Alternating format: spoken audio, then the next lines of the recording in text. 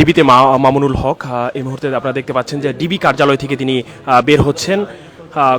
কেন আজকে ডিবি কার্যালয়ে হঠাৎ তিনি ডিবি কার্যালয়ে কেন এসেছেন, কি কাজে, সে বিষয়ে হয়তো গণমাধ্যমের সাথে এখনই কথা বলবেন যে আজকে কেন তিনি হঠাৎই আবার ডিবি কার্যালয়ে তিনি এসেছেন সেই বিষয় নিয়ে হয়তো কথা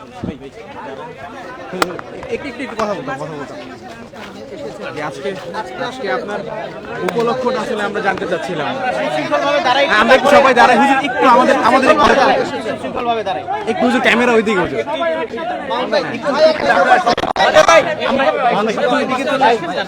ক্যামেরা তো পাবে না, ক্যামেরা তো পাবে পাচ্ছেন।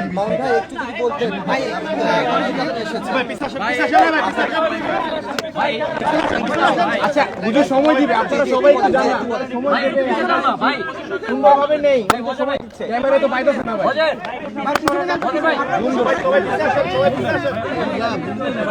আমার আসলে মোবাইল ছিল আর কি এখানে যখন আমি অ্যারেস্ট হই, তো মামলার আলামত হিসেবে আমার একটা মোবাইল জব্দ করা হয়েছে, সেই মোবাইলটা নিতে আসছি।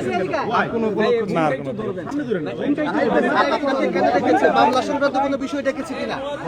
আমাকে ডাকেনি, আমি আসছিলাম মোবাইল নিতে, মোবাইলটা নিতে। আমার ওই মামলার আলামত হিসেবে মোবাইল জব্দ করা হয়েছে, সেই মোবাইলটা নিতে আসছি। মোবাইল কি পেয়েছেন কিনা, মোবাইল পেয়েছেন কিনা, মোবাইল কি পেয়েছেন ভাই? এত ক্যামেরা কি পাওয়া গেছে কিছু আদৌ? ভাই ক্যামেরা কি আছে, পাইছেন? আপনার কাছে আচ্ছা এটা কোনো কথা হলো না, অশিক্ষিত সব অশিক্ষিত গুলো মোবাইল সাংবাদিক থাকলে আমাদের দরকার নাই।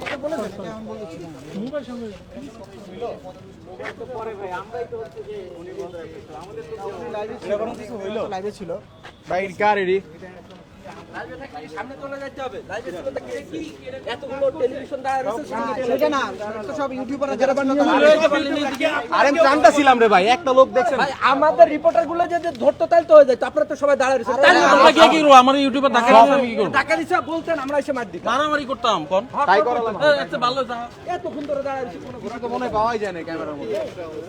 বলছি কি মোবাইল নিতে আইছে দর্শক, মামুনুল হক যেমনটা জানিয়েছে যে তিনি তার মোবাইল এখানে ছিল, সেই মোবাইলটি তিনি নিয়েছেন।